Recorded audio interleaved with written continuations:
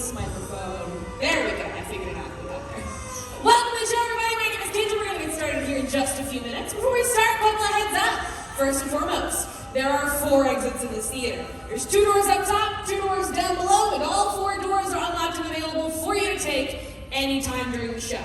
Now, if you need to exit, this is the door right here for you because that's actually going to stay open the entire time. Like I said, you can go out of any of them, but this one stays open and it'll lead you straight back out to the main floor. Number 2, if you're going up or down the stairs today, just please be careful and watch your step. It gets dark in here, it can be difficult to see. I don't want you guys to trip, fall, or hurt yourselves. So please, please, please, watch your step. Number 3, this is gonna be our Forces and Fire show. I'm also very excited about it. So this show's really fun, this show's really neat. This show does get loud, fair warning. There is going to be an explosion at the end. Some of us are excited about that, others maybe not so much. If you or somebody with you does not want to hear an explosion today, that is okay. I'll warn you before that explosion goes off. I'll give you a heads up, a countdown, a warning. I'll tell you when to cover your ears, the whole 9 yards. I'll even tell you when the best time is to leave the theater entirely if you decide you do not want to listen to anything go boom. Cool? Fantastic. And last but not least, this too extends an interactive show. Now, what I mean by that is that during the show, I'm going to talk to you guys like I am talking to you right now. I'm going to ask you some questions along the way. Now, if you have the answer to any of my questions, all you have to do is literally scream the answer at my face. And that's it. Those are the instructions. It's very simple. So, for example, we're going to start with a really, really easy question. What's 2 plus 2? 2 plus 2. There we go. Yes, nailed it. 4. 1 plus 6. Excellent, everybody. Yes. All right, now I'm going to ask you a slightly harder question this time. And again, even if you don't know the answer, I still want you to try and give me one as loud as possible because it's more fun that way. Okay, harder question. How many teeth does an anteater have? None. 7. None. 7. Or like 19, I think? None. 12. 7 again. 20. 19. 15. 3. 34, 7, these are all very good at answers. So, absolutely fantastic work and just shouting numbers at my face. Congratulations to you for doing that. However, the answer is 0. Anteaters don't have teeth. Yeah. They eat ants, they don't need teeth. Ants are like this big. Yeah. Don't need teeth for that. Probably should have teeth for that. I would want teeth for that, but you know, that's me, not an anteater. So, with all of that being said, it is 12:59. We have less than a minute before we get started. So good luck, everybody, and of course, enjoy the show. Thank you, guys.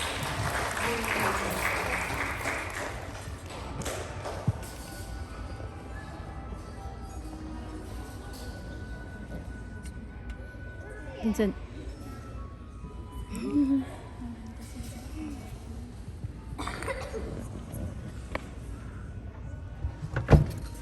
No.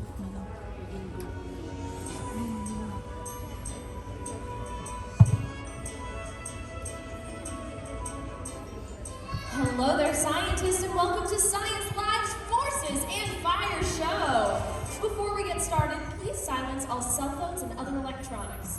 We highly encourage y'all to take lots of pictures and videos, but please remember to turn off the flash, as sudden bright lights do scare our performer.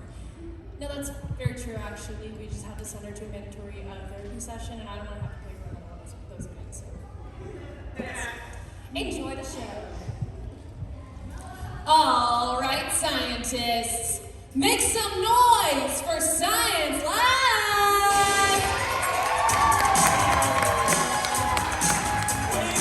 Hello. Thank you, everybody! Welcome to the show. My name is Kendra, by the way. I will be your scientist today. And yes, today we're talking all about forces and fire. Now we're going to jump straight into it with my favorite side of the show, the fire side of things. I'm actually going to throw some gloves on for this demonstration. Not because it will hurt me if I don't, just because it's a mess and this makes my life easier. So the first thing we're going to talk about today is combustion reactions. For a combustion reaction, you need 3 things. You need fuel, heat, and oxygen. So say that with me. Fuel, heat, oxygen. One more time. Fuel, heat, oxygen. Excellent work. Keep those 3 things in mind because it is kind of a recurring theme in this show. Now the fuel for our first demonstration is the one, the only, the amazing. This is the dust!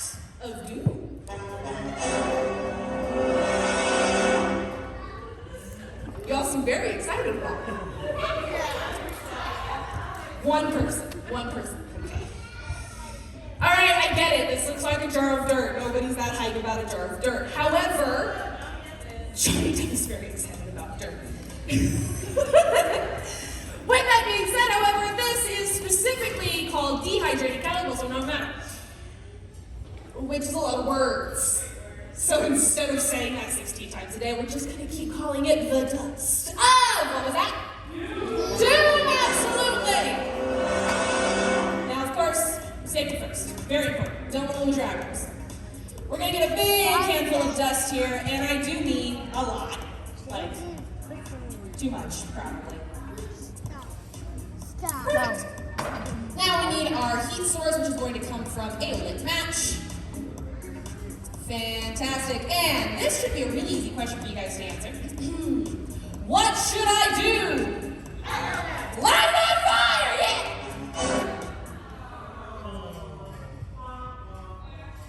That's a pretty appropriate noise, yeah. That was called the dust of disappointment.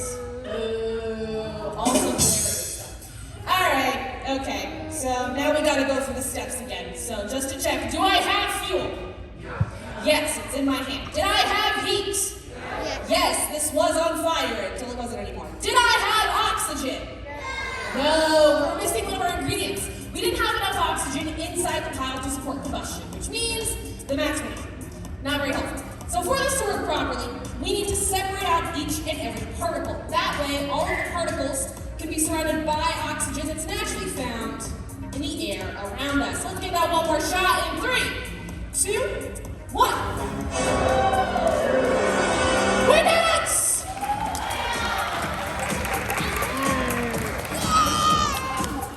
So that is a fantastic example of a combustion reaction. Again, fuel, heat, oxygen coming together to cause a tower of fire.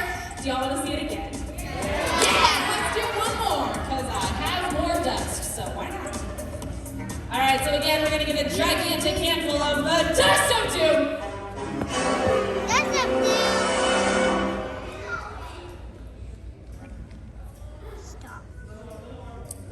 Yep, feel good about that. All right, we got our nice lit match. Just kidding. Second lit match. Lit match.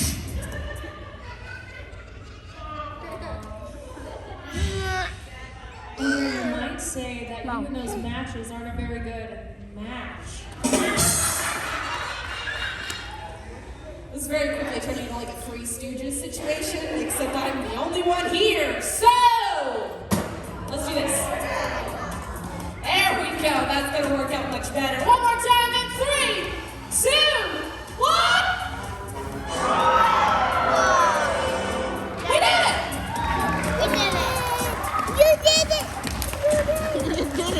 Okay, go. All right. So this is, again, beautiful combustion reaction, but this is also what we consider to be a complex chemical reaction. Now, it is a complex chemical reaction because we just created something we didn't really start with. We created a product of burning called carbon, which is the sort of brown splotch in the middle of all the white dust that is currently on the floor. By the way, that will also be partially responsible for the smell of burnt marshmallows that's going to work its way through the theater shortly. So if you get hungry, that is my fault. Sorry about that. It's a good smell at least. So one more applause for the dust of doom, everybody! All right. So now, we've talked fire. That's fantastic. Everybody loves fire in a safe and controlled environment. Yeah, exactly. Now, with that being said, we are here to talk about forces in fire. So it is time to show you why forces get top billing with the Vortex Cannon.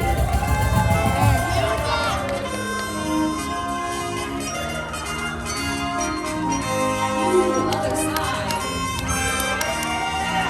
Remember that one? Yeah. I don't know how much it cost. They didn't tell me, so. This is the Vortex Cannon. Now, it's comprised of 3 main parts. Part number 1 is this rubber band ladder you see here on the back. Part number 2 is the barrel in the center. It's hollow. That's important. Keep that in mind. And part number 3 is this face plate that we see right here on the front. But let's start at the beginning. This is a physics demonstration. It's okay. I know physics is a lot, but we're going to break it down. So, physics deals with forces. Forces come in pairs. Finish the sentence. What goes up must come down. Every action has Absolutely. So what does that mean for us? That means that forces come in pairs. Up, down, action, reaction. And they are opposing forces as well.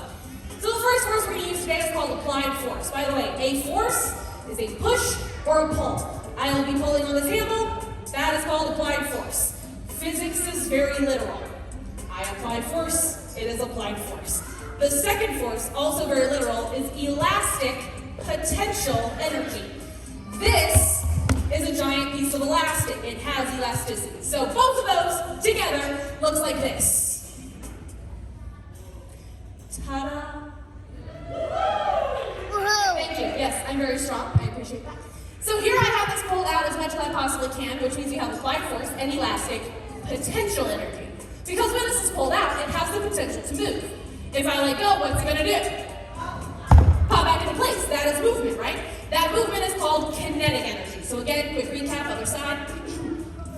Applied force allows the potential energy. Potential energy transfers into kinetic energy when I let go. Same page. Close enough, thank you. Okay, great. Step 2, barrel in the center. Now this part actually deals with what we call Bernoulli's principle. Bernoulli's principle states that a faster moving fluid has less pressure. What's a fluid? Name a fluid! Water, oil, Gatorade, coffee, all of those things are fluids. Specifically the ones that I listed are liquids, right? Liquids are not the only things that are considered to be fluids. Gases are also fluids. So what fluid is inside of my barrel?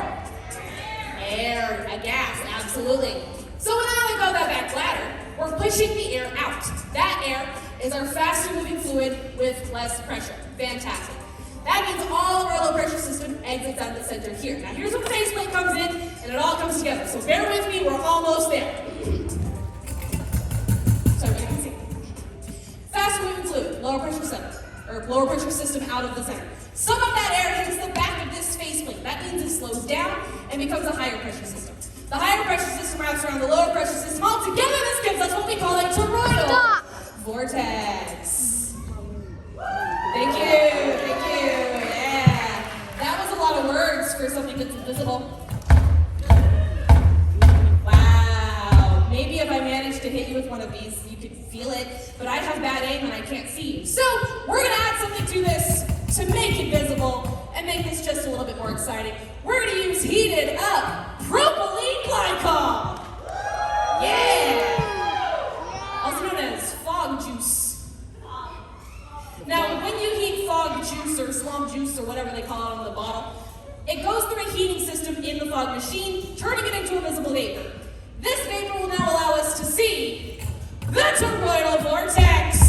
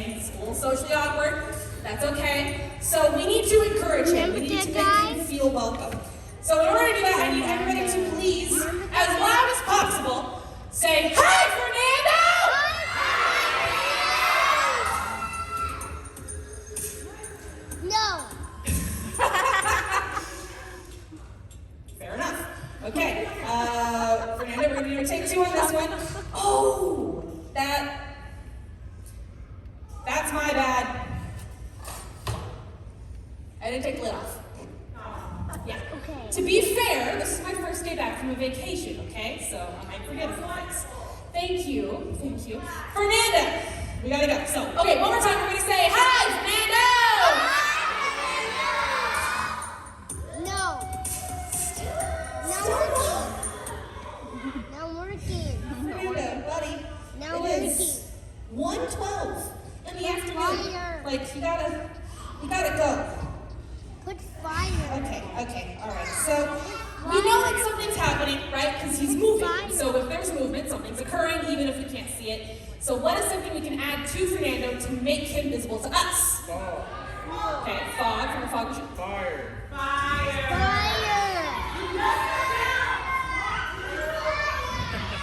So, I'm gonna be honest with you guys. Normally, whenever I get to this part of the show, I hear a lot of children yell fire at me.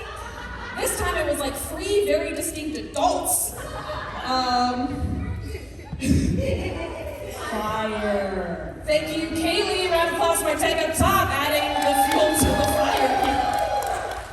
Okay, here's the deal. You were not supposed to yell fire in the theater. However, this is Science Live, and legally this is a laboratory, so obviously fire is the answer. Of course it is. And by the way, Fernando is a nickname. Fernando is short for Fire Tornado. So everybody, one more time, please say hi, Fernando!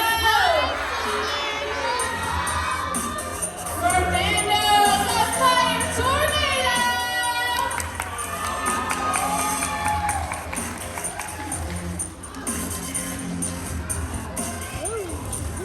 He's beautiful, isn't he? All right, so let's talk a little bit about what we're seeing here. First and foremost, we have something called angular momentum. That is the spinning of the base of the apparatus. See circles, all angles, 100% angle. And it has momentum, we know that because it continues to spin after I push it. So again, we have angular momentum. As it spins, this wire mesh on the outside is cutting through the air, drawing in oxygen. Oxygen is very, very important because it's one of those 3 key ingredients for combustion. That oxygen helps feed the fire, that helps it to get nice and tall. And last but certainly not least, we're creating a high and low pressure system within the cage.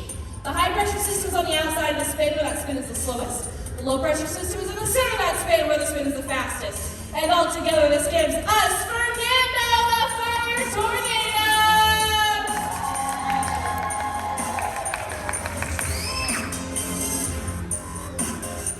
He looks fantastic. Now I want to show you guys my favorite thing about Fernando. If we slow him down to a stop, he's a campfire. That's cool. That's not what I want to show you. Now, when he's slowed down like this, especially where I'm standing, you can actually see a different color show up in the fire. That color is blue. Now, it's pretty hard to see today, I'm going to be honest with you guys. However, I can still see it in the base of Fernando's pan, and you might be able to see it kick up a little bit whenever I go to spin him again. But the reason that we see blue in this flame is because the fuel that we use for Fernando naturally burns a very bright blue. The orange that we get here is actually produced by adding salt, table salt, also known as sodium chloride. So sodium chloride will give fire a yellow color if it's not already that color. In fact, different kinds of salts will give fire different colors. This is how they make fireworks, the different colors that they are. So, for example, strontium chloride will make it red, lithium chloride will make it like a magenta pink, copper 2 chloride will make it a blue-green color. Those other salts I just listed, however, are caustic, meaning they can burn you if you mishandle them, so that means we definitely don't want to eat it, right? Right, just because it ends in chloride does not make it a seasoning.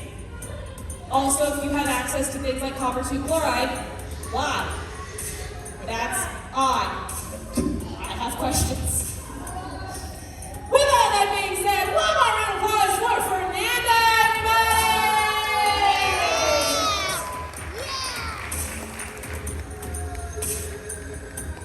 So as you can probably imagine, it's not exactly the best idea in the world to just leave a fire tornado going indefinitely.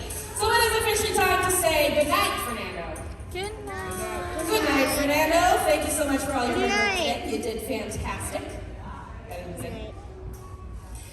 Fantastic. One more round of applause. I put him away, otherwise it's awkward. Thank you. Thank you. All right. Are we ready for a pop quiz? Yeah. At least 3 people are, and that counts for everybody in the audience. So, first question. Have we seen fire on stage? Yeah.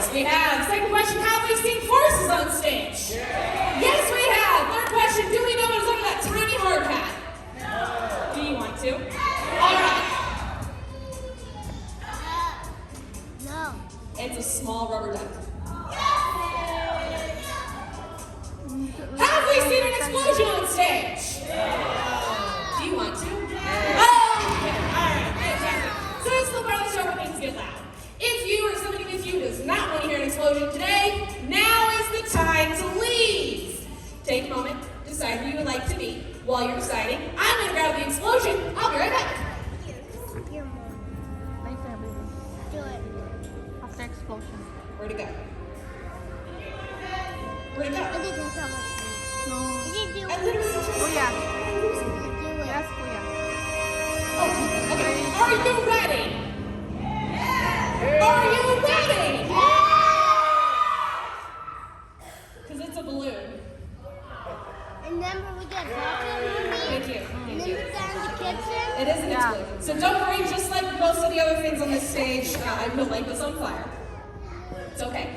Now, with that being said, there are two very specific gases inside this balloon. Now, normally, whenever you see a balloon that is floating, we assume it contains helium. Helium is what we call inert, meaning non-reactive, meaning not cool enough to be in this show. Also, if every floating balloon was able to be lit on fire, that would be terrifying for birthdays. So, this contains hydrogen. Hydrogen is also a type of gas that is lighter than air, so hydrogen does float. However, hydrogen is very, very flammable.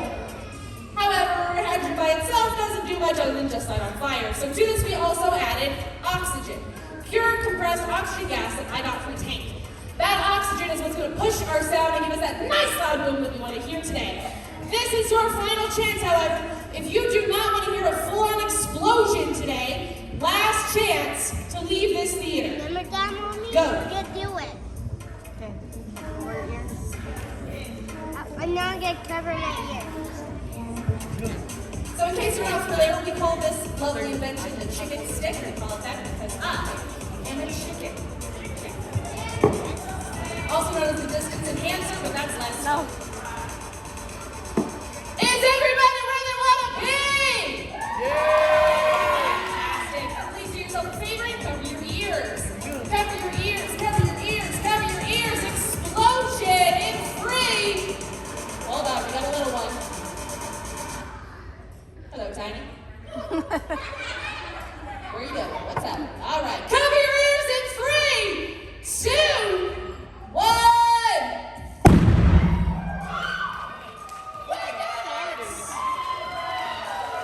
Remember that in the kitchen, Mommy? Remember that in the First question. Did we all hear that? Remember that in the Fantastic. Second question. Did anybody feel that? Excellent. What you guys think is called a shockwave. When an explosion goes off, one of its key identifying features is its ability to transfer energy to something you feel as well as hear. Again, called a shockwave. Now, sadly, that is all that's left of my balloon. And that is all that's left of your Forces at Fire show. Thank you so much, everybody!